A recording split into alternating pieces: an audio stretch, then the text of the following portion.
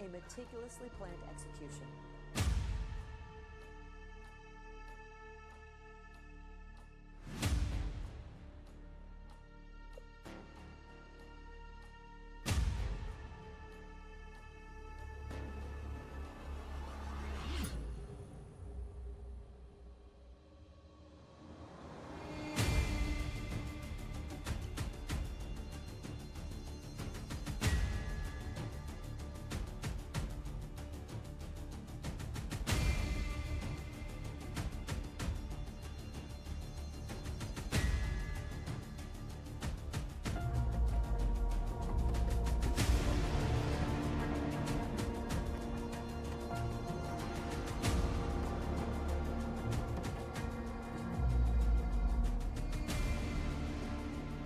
Justice, however delayed, now finds its mark.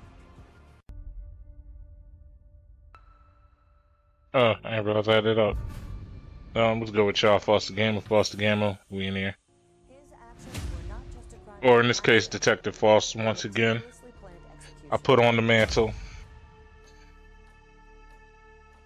Or detective hat, whatever you want to call that. And I proceed to solve another mystery. As soon as I share the stream. But yeah, no, it's been a while since I've done the live streams. But we back. Hope everybody's doing good today.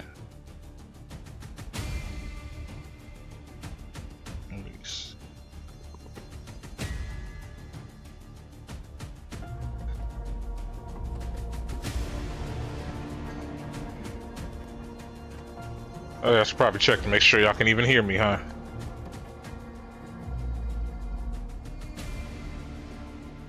Justice, however delayed, now finds its mark. Alright, I'm almost done.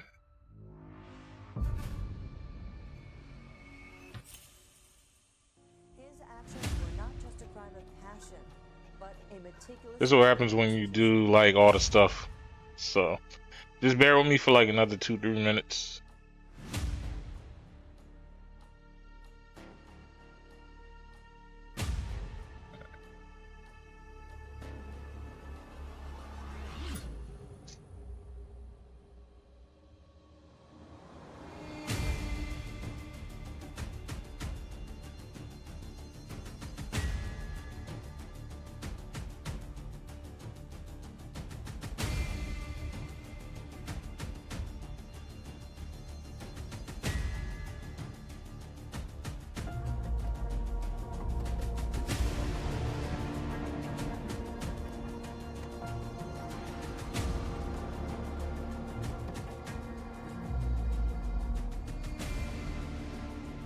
Justice, however delayed, now finds its mark.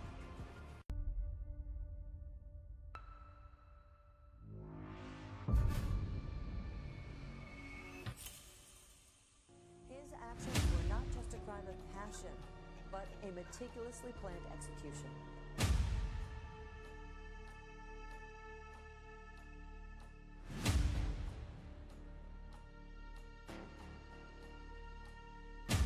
Okay, perfect. So, let's drop that there. It's the first time I'm sending this to some of the places.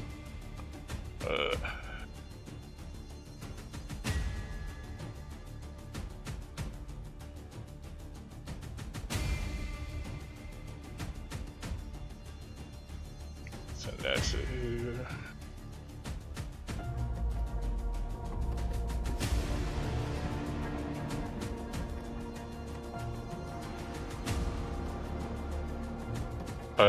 This one's just YouTube. I'm not gonna worry about all that today. Alright, I think I made y'all wait long enough. Katsu, what's good, Brody? Shout out to Katsu, aka Divine Ledge, in the live chat on YouTube. I got 4 of y'all in here, appreciate that. We're about to get this started. Welcome, investigator. I'm Dr. Eleanor Vaughn, Chief Medical Examiner, and you're about to embark on a journey through evidence, logic, and deduction. 3 cases remain unsolved, and it's up to you to uncover the truth. Each case holds secrets buried beneath lies, deceit, and pain. Choose wisely, because every decision you make will either bring you. Every murder is like the visible tip of an iceberg. The real story lies hidden beneath the details. Elena Marlowe, a journalist's silent scream. The Forest, a witness to secrets and death. Who wanted to silence her? Thomas Blackwood, a murder in the triangle of money, power, and revenge. A banker's death could rewrite millions in accounts. Isabella Romano, a mother's death. A dark plan executed in a silent home beside a sleeping child. Which veil do you lift?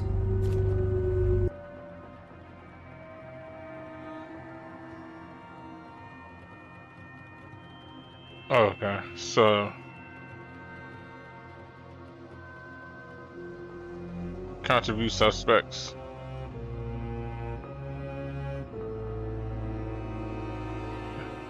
Check alibi question. Let's do this. Review evidence. So, guess we'll do Elena Kovic first. The lifeless body of investigative journalist Elena Marlowe was found abandoned on a deserted forest path by morning joggers at exactly 6:43. What started as a routine morning quickly turned into a horrific scene. Initial crime scene analysis reveals that the victim suffered multiple stab wounds. There are obvious drag marks in the forest soil and signs that the body was moved after the autopsy. The victim's press credentials indicate that she worked for the European Chronicle. Strangely, her name was not found on the final investigation notes or listed at the scene, raising questions about whether key details were overlooked or deliberately erased. The coroner's estimate of the time of death put the murder at some point the previous night between 10 p.m. and 1 a.m. Rain had washed away much of the trace evidence, making it difficult for investigators to identify footprints. Officers found evidence in Elena's apartment, including her laptop containing deleted files linked to controversial real estate investigations. Phone records analysis shows multiple calls to an unlisted number in the 48 hours preceding her death. The final call lasted precisely 12 minutes and ended at 9:47 p.m., potentially her last communication before the murder. The murder weapon, a knife, was recovered from the scene stained with blood, indicating that the body had been dragged approximately 50 feet through dense forest, demonstrating not only the physical strength of the killer, but also a calculated effort to stage the crime. Toxicology reports have been reviewed by the police team. They detect only caffeine and a mild anxiety medication in Elena's system. Surveillance footage shows a dark-colored SUV entering the forest access road at 11:15 a.m. and leaving at 12:20 a.m. 3 primary suspects emerge. Marcus Reinhardt, a prominent developer, Sarah Jensen, a rival journalist, and Viktor Petrov, a local. We have 3 different paths. Oh my God, they was cutting all this stuff off. And each one could change how we understand the case. Our decision now is crucial. Now, the first option is to look into the police intelligence reports. This might help us uncover suspects, motives, or hidden patterns. The second option is to focus on the forensic evidence. A closer examination could reveal how the events unfolded through physical clues. The third path is to examine the victim's recent writings. This might give us insight into their state of mind, relationships, or possible threats.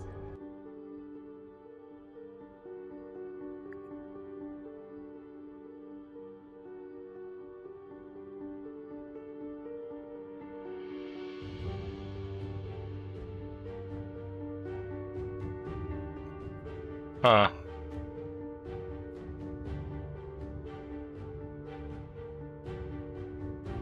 Let's start with Marcus first. Intelligence reports show Marcus Reinhardt's company was the main target of Elena's investigation, exposing practices that threatened his business. Financial records reveal Reinhardt's company lost 2.3 million euros after Elena's expose on illegal land deals, giving him a strong motive for silencing her. Police surveillance documented Reinhardt entering his office at 10:30 p.m. on the night of the murder and leaving at 11:45 p.m., placing him at a critical time. Partial tire tracks found in the dirt at the crime scene match those of Reinhardt's car, and the distinctive tread pattern suggests his vehicle may have left tracks near the murder scene. This discovery strengthens the link between Reinhardt and the crime, suggesting he may have been at the location. Cell tower data positions Reinhardt's phone near the woods at the estimated time of death. Background check reveals previous assault charges dropped under suspicious circumstances, raising further questions about Reinhardt's past and possible connections to violent behavior. What the?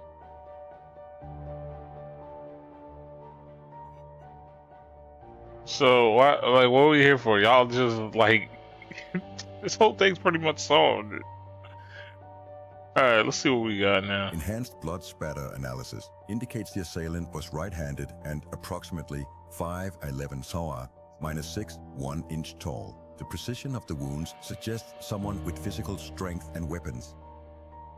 Soil samples from the scuff marks contain traces of industrial fertilizers, unusual for the forest area, suggesting the killer may have tracked them in from another location.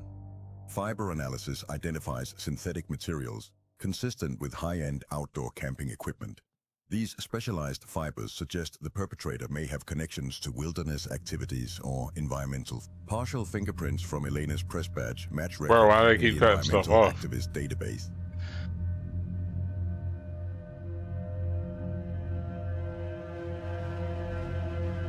I just realized they use the same footage.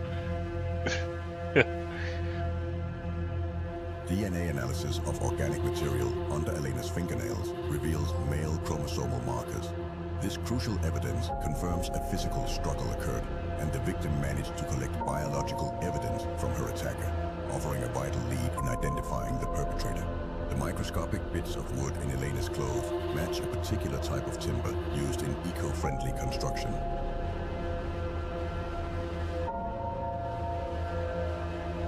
Elena's notes contain repeated references to the initials, quote, S.J., quote, alongside information about a rival newspaper. The proximity of these notations suggests a professional connection that warrants deeper investigation. Draft articles discovered on Elena's devices expose her journalistic misconduct at rival publications. These unpublished works point to professional conflicts that may have led to retaliation. Email records show threatening messages sent to Elena from anonymous accounts. Linguistic analysis of these communications suggests jealousy and personal animosity from someone familiar with journalistic practices. Elena's calendar marked a meeting with Sarah J., scheduled for the night of the murder. The timing of this appointment creates a direct link between the rival journalist and Elena's final hours, raising significant questions. Voice analysis of anonymous calls to Elena matches Sarah Jensen's speech patterns, establishing a strong link between the rival journalist and the threatening communications prior to the murder.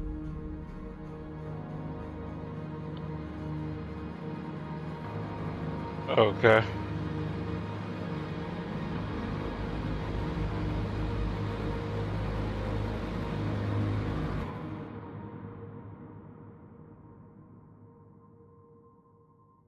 An anonymous tip gives specific details about the knife that matched the wounds, suggesting inside knowledge or possible involvement in the crime. Store records reveal multiple customers recently purchasing similar knives. The sales data creates a narrowed timeline and potential suspect pool, though the commonality of the weapon complicates definitive identification. Further analysis of the purchase locations and payment methods could help pinpoint the buyer.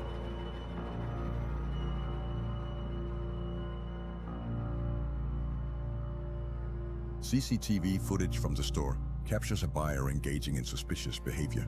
Their attempts to hide their identity and pay in cash suggest premeditation, indicating they were aware of potential investigation methods and tried to avoid being traced. Forensic analysis confirms the knife matches Elena's wounds, with distinctive serrations linking it to the camp store's items. The knife's sharpness and deliberate force suggest a recent purchase and intentional harm, indicating the killer's clear intent. This evidence strengthens the case against the suspect, pointing to a calculated and premeditated attack. We've gathered critical evidence in our initial investigation. Now we must pursue the most promising lead with determination. Each potential suspect represents a complex web of motivations and opportunities. Select our final investigative target. Focused investigation on Marcus Reinhardt. Follow Victor Petrov lead. Investigate Sarah Jensen.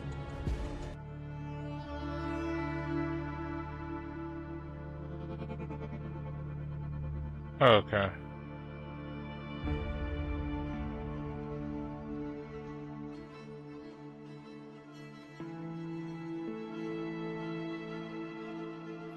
So going off the initial stuff, right?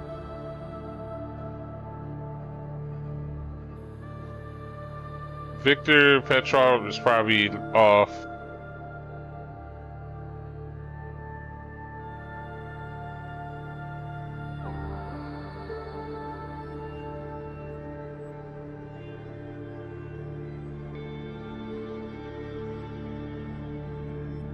And even though Sarah Jensen like pretty much did the call and stuff like that, she wouldn't have the strength to drag somebody. At least that's what they're trying to go with. So I'd say you want to focus on the Marcus dude, if that's the first guy, because I don't want to be mad later, find out like, oh yeah, now they switched them.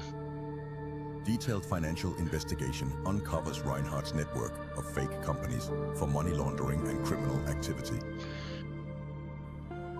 A search warrant uncovers bloody clothing in Reinhardt's office safe, indicating his attempt to conceal evidence and his desperation to hide his involvement in the crime. DNA analysis confirms the blood on the hidden clothing is Elena Marlowe's, establishing a clear link between Reinhardt and the murder. When confronted with the evidence, Reinhardt attempts to flee apprehension. His desperate escape effort reflects consciousness of guilt and provides investigators with additional behavioral evidence of his involvement in the murder. Electronic evidence reveals Reinhardt's detailed, premeditated plan for Elena's murder, clearly confirming his motive, careful preparation, and execution.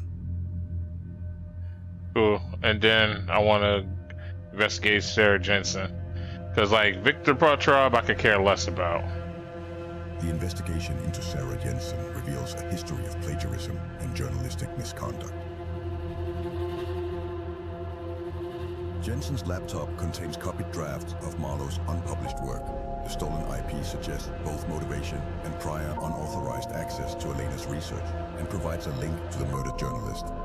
Security footage shows Jensen threatening Marlowe on the night of the murder, undermining his alibi and placing him near Elena during the critical hours. GPS data shows Jensen visiting a wooded area matching the crime scene, creating a clear timeline that places him at Elena's murder site. Forensic analysis reveals Elena Marlowe's blood on Jensen's car bumper, providing direct evidence linking him to the murder. Okay.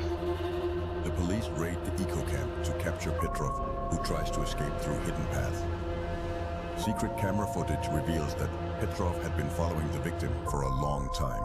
The police team, tracing clues, sets out to capture Petrov and uncover the truth behind the incident. A search uncovers stolen investigation documents in Petrov's car, directly linking him to the crime.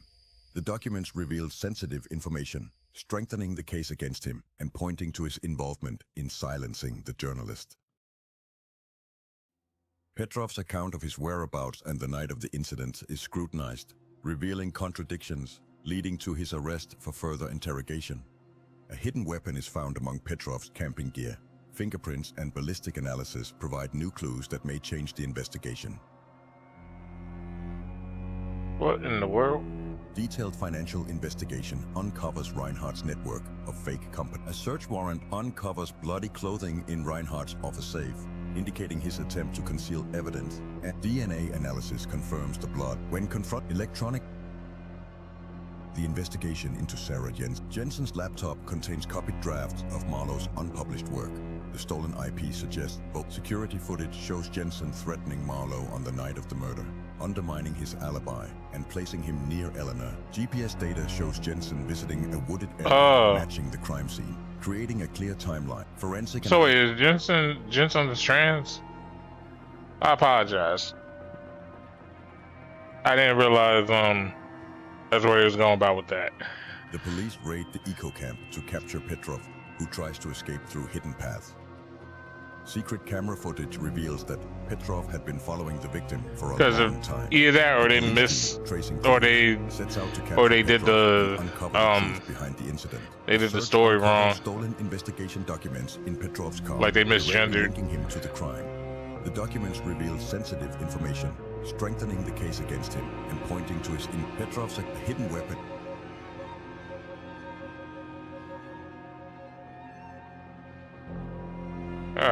Dr. Heinrich Weber presents a comprehensive forensic analysis that synthesizes evidence from all lines of investigation.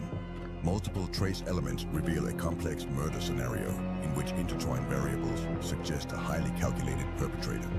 Forensic experts cross-reference physical and digital evidence using advanced analysis. Findings reveal hidden connections and potential collaborations. An integrated review of the evidence reveals multiple corroborating forensic indicators from different angles. The analysis narrows down the suspects. Now, faced with the weight of evidence, the detectives prepare to decide which of the three suspects is the murderer. Okay. The Elena Marlowe murder presents a investigative challenge. Our forensic reconstruction reveals three possible perpetrators, each with compelling motivations and circumstantial evidence. Key technical observations. Right-handed assailant profile, height 170 to 180 centimeters. Complex forensic trace evidence. Multiple, many possible motivational vectors. Overlapping indirect indicators. Can you see through the lies? Potential killers. Marcus Reinhardt, developer. Victor Petrov, environmental activist. Sarah Jensen, rival journalist. Guess the killer. Your choice will reveal all.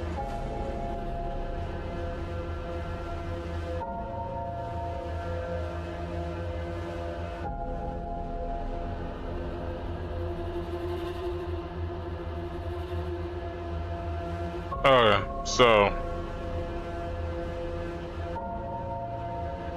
Victor followed. She called. He murdered. Marcus Reinhardt seemed like the perfect killer. Millions missing. A motive as clear as broken glass. But perfection in murder is rare. By the time Elena Marlowe published her revelation, the developer's world was falling apart. $2.3 million was gone, along with the investigation report, and Reinhardt's reputation was in tatters. His car matched the tire tracks at the crime scene, and cell phone tower data placed his phone uncomfortably close to the crime scene. Previous assault charges spoke of a violent past and suggested he could silence a threat. Financial ruin provided a crystal clear motivation, a journalist threatening to destroy everything he had built. Yet, something was wrong. The evidence was neatly arranged like a staged performance. A sophisticated developer would not risk everything for such a watchable murder. The crime scene suggested a more personal, passionate murder. Reinhardt's calculated nature seemed to contradict that. There was no direct physical evidence tying him to Elena's death. The meticulously collected forensic data— That's not how y'all phrase that shit. —shadows than definitive evidence. A professional like Reinhardt would have had more elaborate methods to neutralize a threat. Sometimes the most obvious suspect is nothing more than an elaborate illusion. The forest holds its secrets, and Elena Marlowe's real killer may be watching us right now openly. The hunt is on, investigator.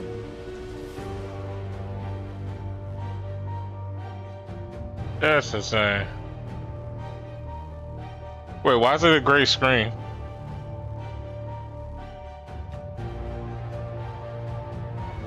The life lifeless. That's insane. The car officers phone wreck, the murder, toxic surveillance 3. Now, the first. An anonymous tips to CC forensic. Dr. Heinrich Ferret, an integrated. Potential.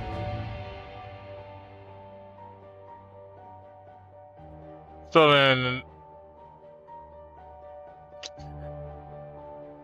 then Sarah would probably be the next obvious one. So let me just go with Victor then. Marcus Reinhardt seemed like the perfect killer. Millions missing, a motive as clear as broken glass. But perfection in murder is rare. By the time Elena Marlowe published her revelation, his car matched the tire tracks at the crime scene and cell phone tower, yet there was no... So I can't. Damn, that sucks.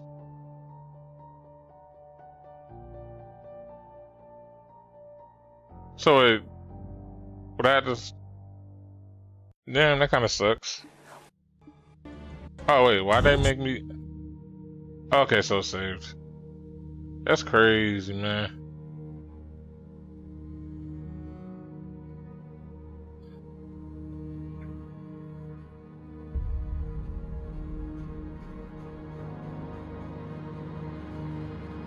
What's up, Zook?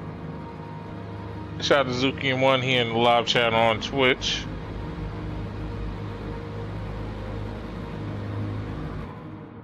I guess I'll end up having to just I probably have to just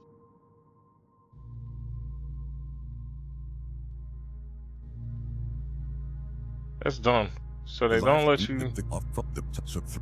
Let me see. Intelligence, police, cell background, an anonymous, detailed financial as deep when electronic evidence revealed. Dr. Heinfer and potential. Yeah, no problem, man. So then it gotta be Sarah Marcus Jensen. Reinhardt seemed like the perfect killer. Millions missing, a motive as clear as broken. His car matched, yet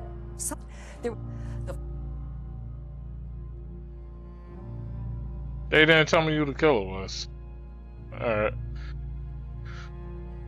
Dr. Heinrich Weber reviews crime scene photos showing banker Thomas Blackwood's body found in the Premier Plaza basement. Dr. Heinrich Weber reviews crime scene photographs from the Premier Plaza office complex, where the body of international investment banker Thomas Blackwood was discovered in a basement storage room. The victim was found in a prone position, showing multiple blunt force trauma to the head. Evidence suggests the attack took place in his office, and the body was later transported to the storage room.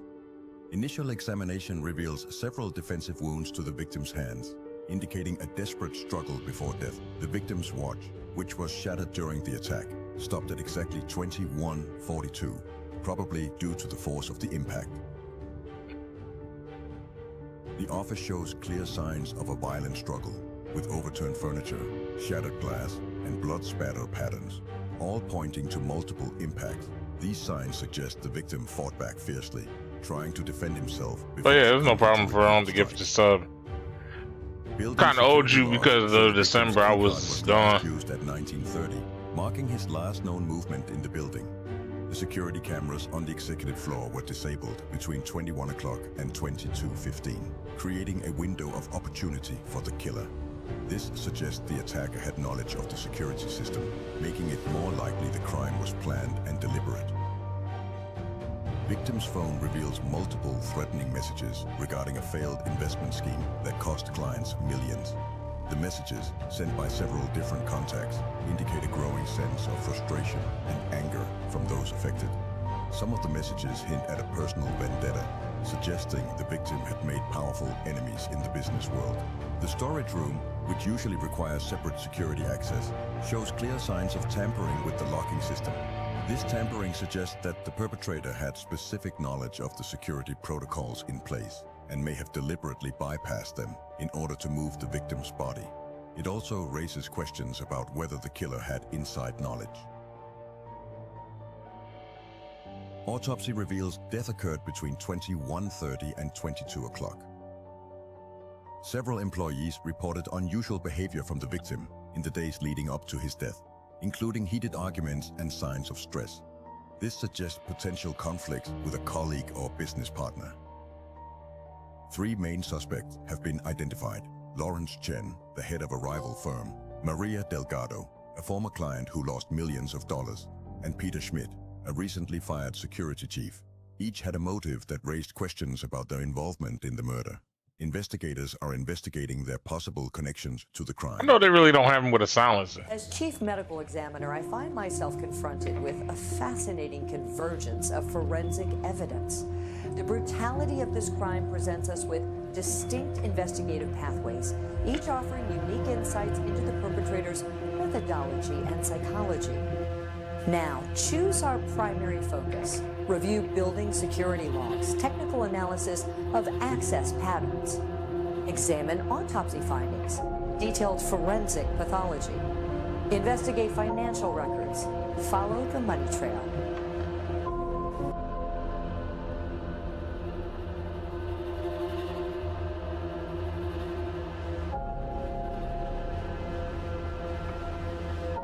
Alright, let's see these autopsy findings Each first. autopsy reveals unique impact patterns suggesting specialized equipment.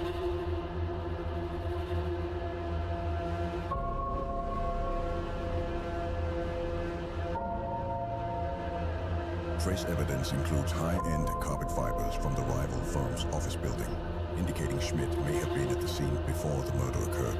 The fibers, which match those found on his clothes. The bruising marks on the victim suggest controlled and precise force.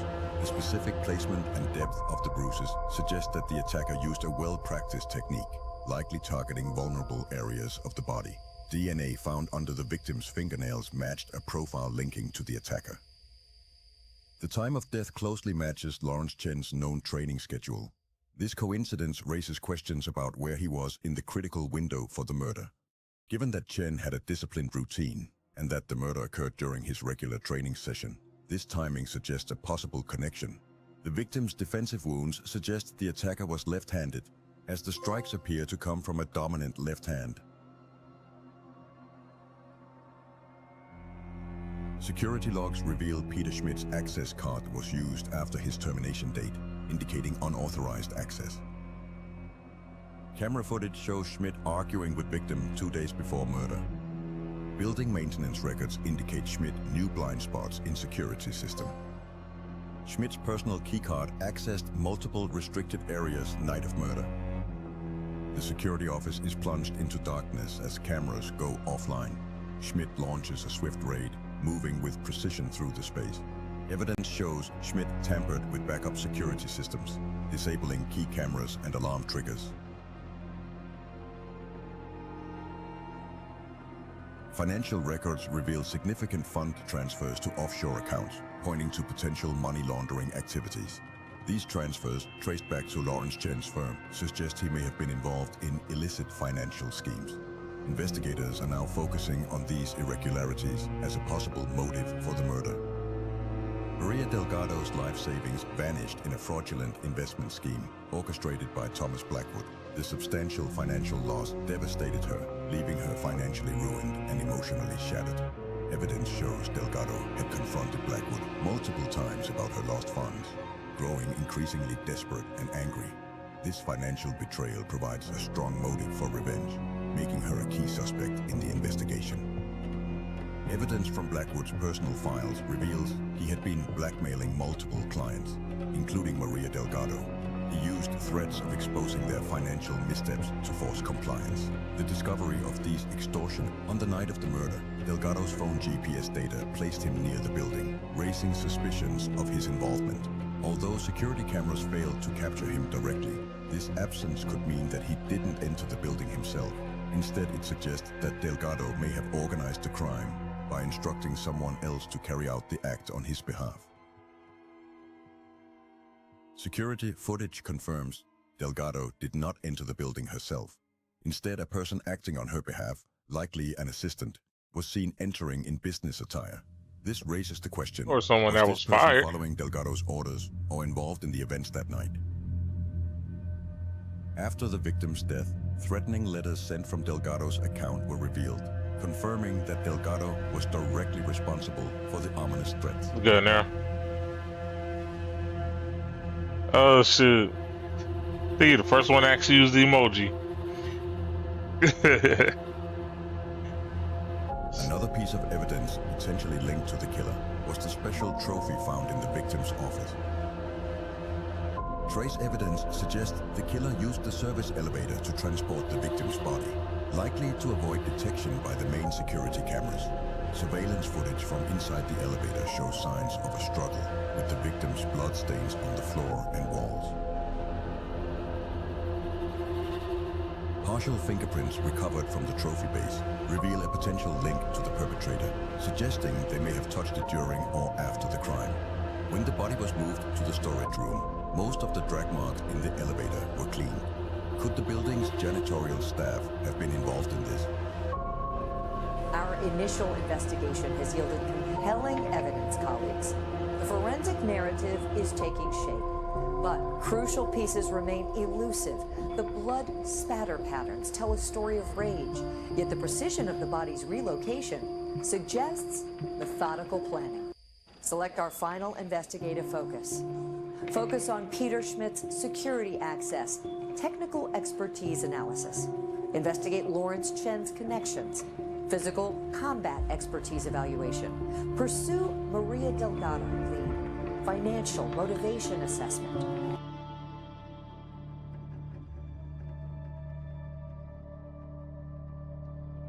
Chen's company files reveal a covert takeover attempt aiming to force Blackwood out of the market. Surveillance shows Chen entering the building via the underground parking garage, bypassing the main entrance, raising suspicions. The timing of his entry matches the victim's last known movements. Strong evidence has emerged that Chen deliberately destroyed the victim's business records in an attempt to conceal critical information. Forensic analysis of the data reveals a pattern of deliberate interference, including the deletion of emails, contracts, and financial statements. The destruction of these records appears to have been a calculated move by Chen to protect his own interests. Chen's DNA has been definitively confirmed through forensic analysis of crime scene samples, linking him directly to the location of the victim's death. The investigation reveals that Schmidt deliberately falsified his security credentials, granting himself unauthorized access to restricted areas of the building. This calculated move allowed him to bypass standard protocols and avoid detection, further implicating him in the premeditated nature of the crime. His actions suggest prior knowledge of the building's vulnerabilities. Schmidt's locker contains the victim's missing personal items. This discovery directly links him to the crime scene. Evidence of premeditated security system tampering. Investigators believe the plan was set in motion days before the murder. Schmidt's phone contains detailed messages and notes outlining the victim's daily routine, including meeting schedules, meal times, and regular routes through the building. This level of surveillance suggests that Schmidt had been closely monitoring the victim for a long time, carefully planning his movements. The discovery of this information further strengthens the case against Schmidt, revealing his calculated and methodical approach to crime. Blood found on Schmidt's hand immediately raises suspicions, suggesting his direct involvement in the violent confrontation. But if I was to say it was him, they're gonna tell me that I'm wrong, right? Delgado's financial records show significant losses due to failed investments and mounting debts. Stolen files could provide significant leverage to allow the victim to collaborate with business partners and enemies. Delgado could manipulate key players using sensitive information. Building cameras revealed Delgado entering the executive floor without authorization, and the timing of his presence aligns with key events surrounding the murder. Surveillance footage shows him entering the area at a critical window when the victim was likely still alive. Several important pieces of evidence were uncovered in Delgado's car trunk, including items that appeared to have a direct connection to the crime scene. The findings included personal items belonging to the victim and tools that could have been used in the murder. These items not only raise suspicions about Delgado's involvement, but also suggest premeditation, as they point to possible planning and preparation prior to the crime. Financial records reveal Delgado transferred funds from the office safe to cover gambling debts.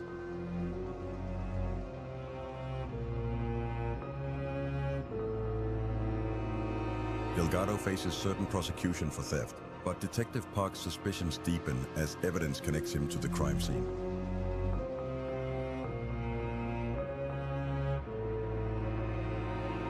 Dr. Vaughn's detailed analysis shows the killer was skilled, yet emotionally involved in the brutal and personal attack. The forensic team's analysis of trace evidence and biochemical markers creates a timeline of events. The final forensic review combines detailed physical evidence with behavioral analysis. Dr. Vaughn's team will examine the various elements of the crime scene, including wound patterns, to uncover whether the actions of the perpetrator suggest a personal connection to the victim. This connection may reveal motives rooted in emotions or personal grievances, which go beyond the apparent financial or professional factors.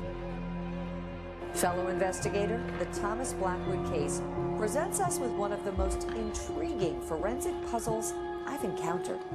Our extensive analysis has led us to 3 potential perpetrators, each with compelling evidence both for and against their guilt. The physical evidence tells multiple stories: precise blunt force trauma patterns, sophisticated security breaches, and a complex web of financial motives. But as any experienced forensic investigator knows, the truth often hides in the details we least expect. Key technical observations: blunt force trauma indicating both rage and precision, complex security system interference, blood spatter patterns suggesting close-range attack, evidence of premeditated planning, crucial timing of events between 2130 and 2200. Looking at our suspects: Peter Schmidt, former security chief, access, knowledge, and a vendetta; Lawrence Chen, rival executive, physical capability, and corporate motive; Maria Delgado, defrauded client, financial ruin, and personal vengeance. The evidence before us tells a story, investigator. One of these 3 individuals committed this murder. The forensic evidence makes that certain. But which one truly fits all the pieces of our puzzle? Okay, so if we're going by it, easy way to cross it out. She'd have to pay somebody. And then she'd have to know when to, like, strike.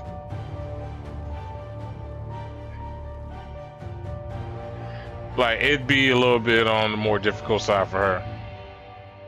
Hit Lawrence Chen, apparently he has a physical ability. He looked hella old though. I thought this was the victim.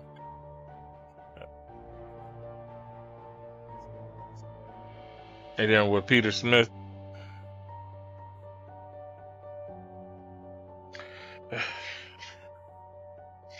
Peter Smith, he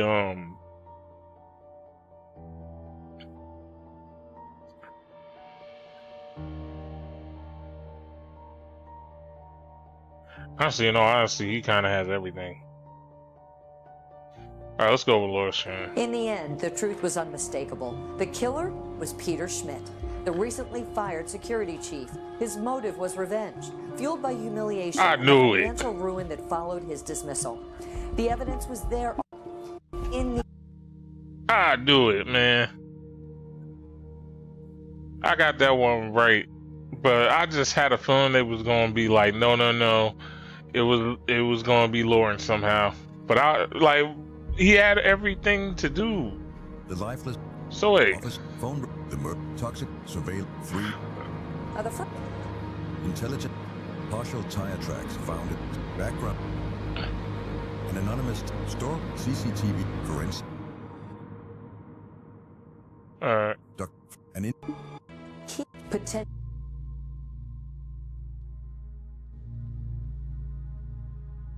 Marcus Reinhardt seemed like the... So this one just had no killer. I was right about this one, but I picked the wrong answer. So... Chief Digital Forensics Examiner John Matthews examines images of a suburban home where Isabella Romano was found in her bedroom. The peaceful appearance of the house contrasts sharply with the brutal crime inside. The curtains remain half drawn, and family photos still hang on the walls, giving no immediate hint of the violence. Victim's 4-year-old daughter was found unharmed in her bedroom. Child Protective Services confirmed she was sleeping through the incident. The child appeared confused, but physically unharmed. Authorities noted no signs of struggle or distress in her room. She was later placed under protective care, pending the investigation. No signs of forced entry at any access points. Home security system was armed, but not triggered during the estimated time of death. This suggests the perpetrator may have had authorized access or knew the security code. Bedroom shows minimal signs of struggle. Victim's prescription sleep medication found on nightstand, partially empty. The cap is askew, indicating it may have been hastily opened. In the house, everything in the kitchen seems normal. Donuts have been made, everything appears ordinary, but a sudden murder has disrupted the peace. Victim recently filed for divorce. Court documents reveal ongoing bitter custody dispute and significant financial disagreements. Neighbors report seeing victim's estranged husband, Nicholas Romano's car, in the vicinity that evening. Toxicology screening shows elevated levels of sleep medication, inconsistent with normal dosage. Victim's sister, Claire Bennett, possessed spare house keys and was named beneficiary of substantial life insurance policy. Claire had recently visited the victim's house, offering support during the divorce. Investigation reveals the victim's close relationship with her friend and local pharmacist, Ethan Marlowe, who obsessively admired her and personally handled her prescriptions. Marlowe was often seen lingering at the pharmacy, eagerly awaiting her visits. As Chief Medical Examiner, I must say, we're at a crucial juncture in Isabella Romano's case. 3 distinct paths of evidence have emerged. The anomalies in toxicology reports, conflicting family statements, and suspicious security system data all warrant investigation. Which trail should we pursue more thoroughly? Analyze toxicology reports, review family statements, examine home security data. Home security data first, and then we'll go into the toxicology report. Security records show the system was deactivated at 10:45 p.m. with a valid code. However, this code was only known to maintenance worker Lucas Reed. An unexpected access was detected in the system on the day of the incident. Lucas Reed's fingerprint was found on a device in the back panel of the security system. The team believes the device wasn't recorded and that Reed used the day for unauthorized access. Lucas Reed's background reveals multiple theft cases and files related to missing items, indicating he was in financial difficulty. His attempts to access Isabella's bank accounts suggest possible financial motivations. Lucas Reed's internet history in the past few weeks contains searches related to insurance fraud. This is notable during a period when the victim had taken out a large insurance policy. Investigators are now examining the possibility that Reed planned to exploit the victim's policy for gain. Reed was seen wandering a nearby neighborhood on the day of the incident and recognized by neighbors. Security camera footage shows Reed near Isabella's house the day before the incident, acting suspiciously.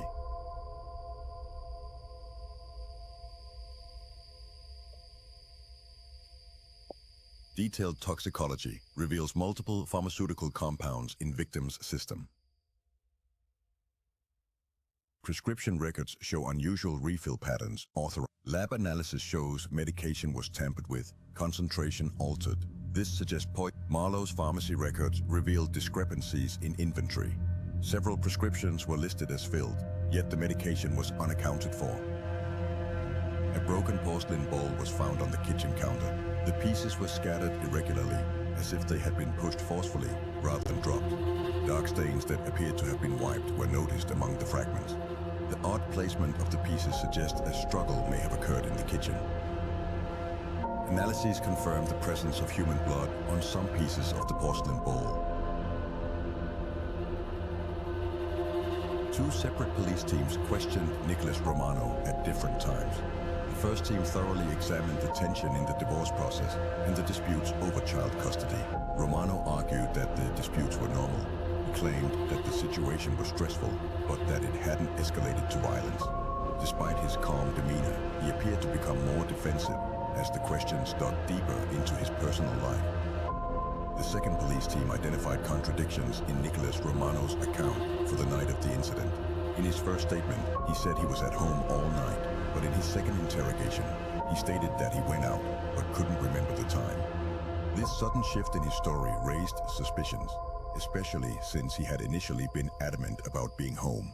When asked for details about where he had gone, it became difficult for investigators to verify his whereabouts. When police presented witness statements about violent arguments Romano had with his wife in recent weeks, Romano became angry and said these claims were exaggerated.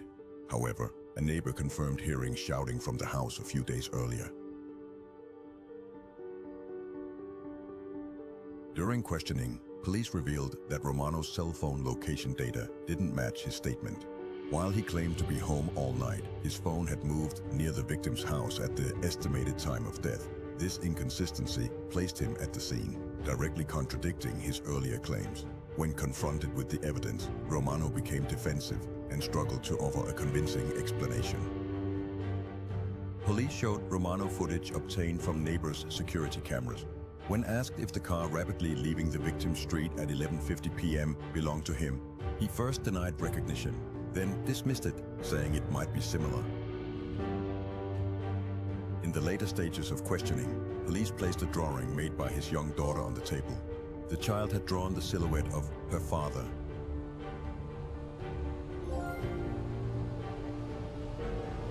Forensic analysis focused on water droplets around the bathroom sink and broken glass pieces. The suspect may have tried to escape through the bathroom window during the incident.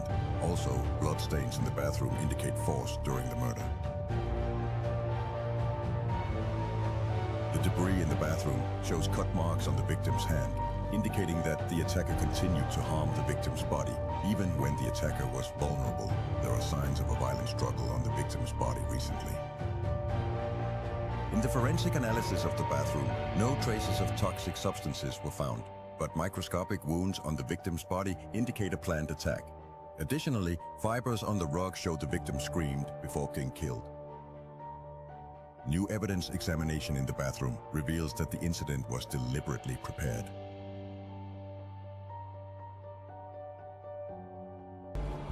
The evidence has led us to three main suspects with strong connections to the victim: Ethan Marlowe's suspicious medication behavior, Nicholas Romano's inconsistent alibi, and Lucas Reed's history of tampering with the security system. Each paints this tragedy differently. According to our forensic findings, which suspect should we focus on immediately? Investigate the Ethan Marlowe connection. Focus on Nicholas Romano. Follow Lucas Reed's trail.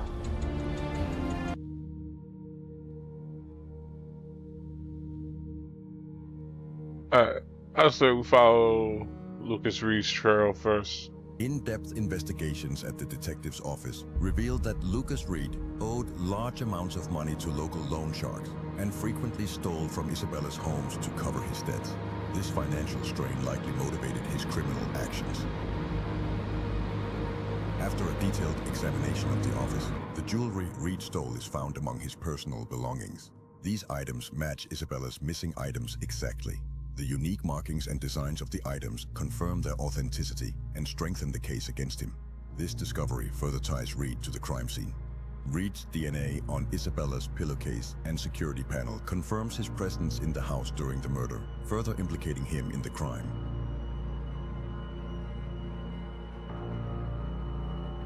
Chemical analysis of Reed's equipment finds traces of the drugs that killed Isabella, which are linked to Reed's presence in the house. Lucas Reed confesses to detectives that when Isabella woke up while he was stealing, he panicked and forced her to take her medication to calm her down. However, the situation got out of control and ultimately led to Isabella's death.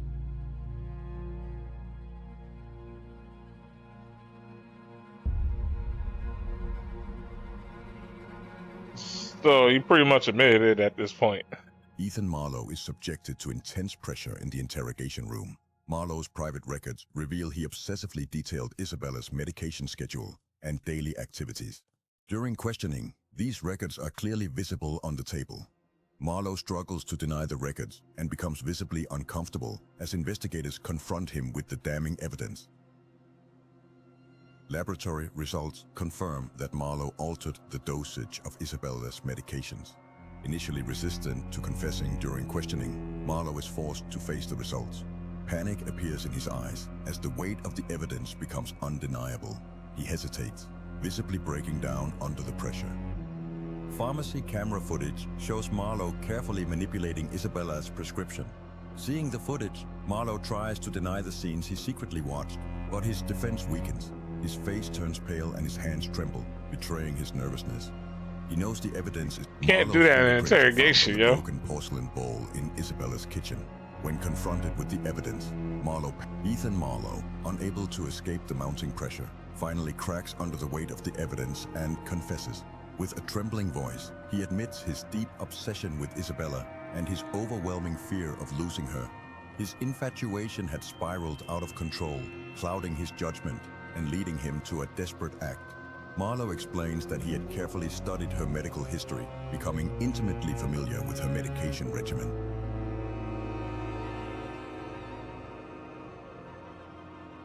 Ethan Marlowe is subjected to intense pressure in the interrogation room. Marlowe's private records reveal he obsessively detailed Isabella's medication schedule and daily activities. During questioning, these records are clearly visible on the table.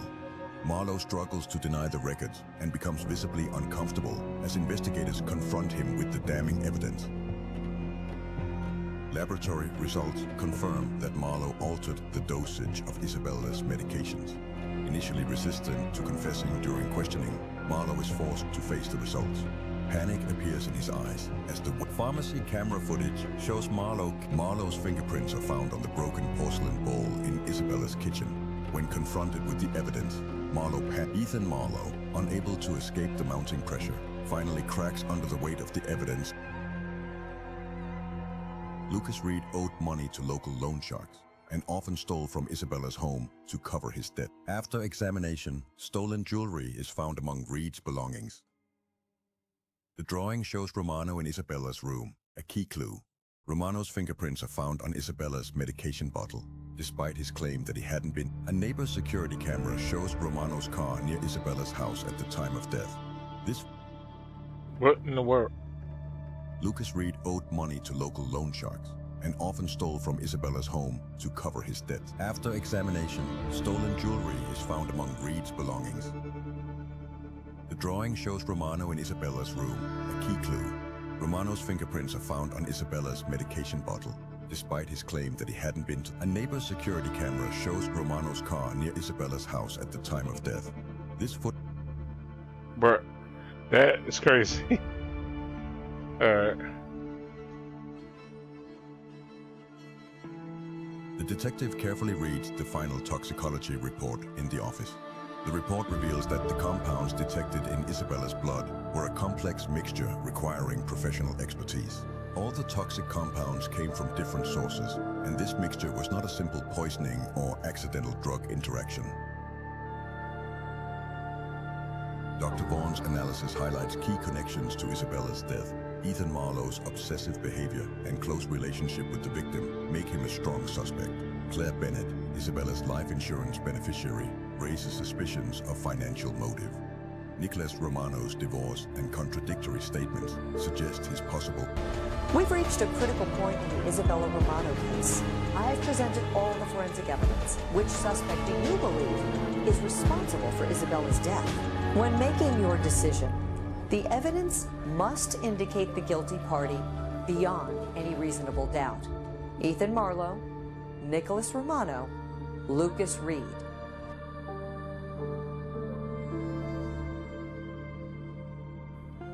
But why did they give this man multiple different pictures?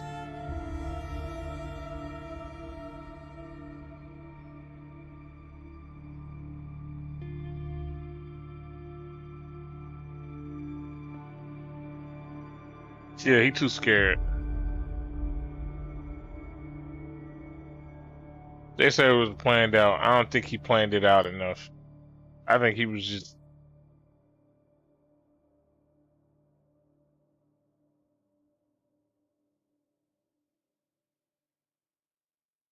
And then it's like now they start, and now all of a sudden they bring out Nicholas Romano's like history with Owen Debt. They didn't bring it out like that before.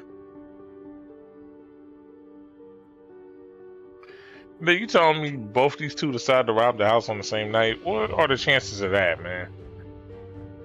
I don't think so. We're gonna look this. As the fog of suspicion clears, only one truth remains. Isabella Romano's tragic end was not a crime of passion nor a random act of violence. It was a methodical betrayal hidden beneath the guise of care. Ethan Marlowe, the trusted pharmacist and close friend, is the killer. His obsessive admiration for Isabella crossed the line from affection to possession. The toxicology report revealed elevated levels of sleep medication, far beyond a standard dose. Prescription records exposed a pattern of unauthorized refills, and the altered concentration pointed to deliberate tampering. Ethan's access and knowledge made him the perfect architect of this silent death. His intent was clear: to ensure Isabella never escaped his control, not even in death. But why not Nicholas Romano, the estranged husband? His motives seemed plausible. Financial disputes, custody battles, and witness sightings placed him near the scene.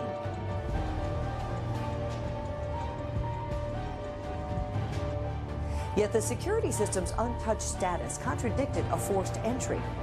Phone records and inconsistencies in his alibi were enough to cloud judgment, but insufficient to prove guilt.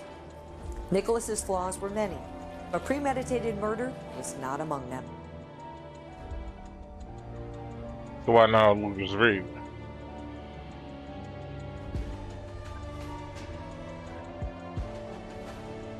Alright. Yet the security system's untouched status contradicted a forced entry.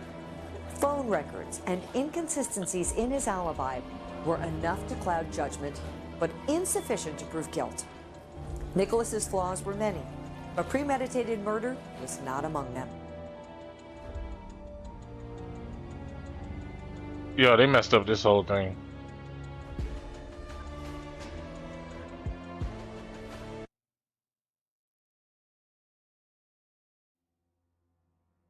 Chief Digital, no sign, bedroom, in the house, victim, neighbors, toxic victims, investigate. Forensic, in the new. According to our forensic.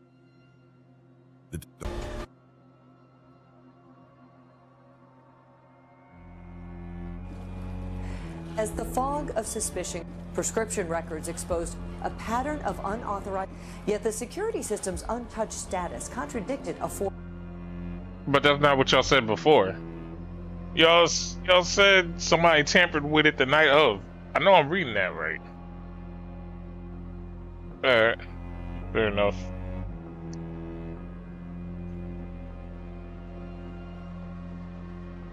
Alright, yeah. This game will fail for me, man. And I don't mean like as far as figuring out who did it, like who the suspect was. I'm talking about as far as like the game in general. This is just so much bull. So for one, dialogue kept skipping. It's like two. It's like I got one of these right, because I ended up well actually technically I got both of these right. It's just I picked a different answer for this one. So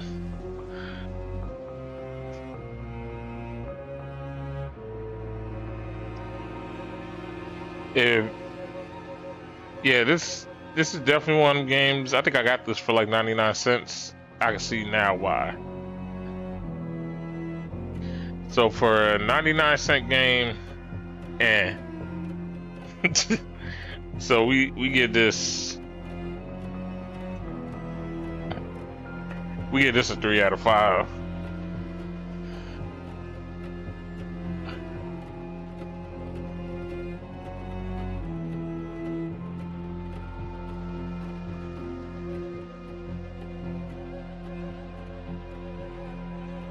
Damn, I only went an hour in. Alright, so I'll take a quick break and then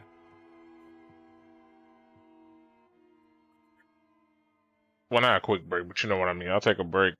Maybe I'll do something else. Maybe I won't. That's crazy, man. That's definitely an L. That's an L. Alright, so like always, thank y'all for rocking with me, Foster Gamer, and with that, catch y'all in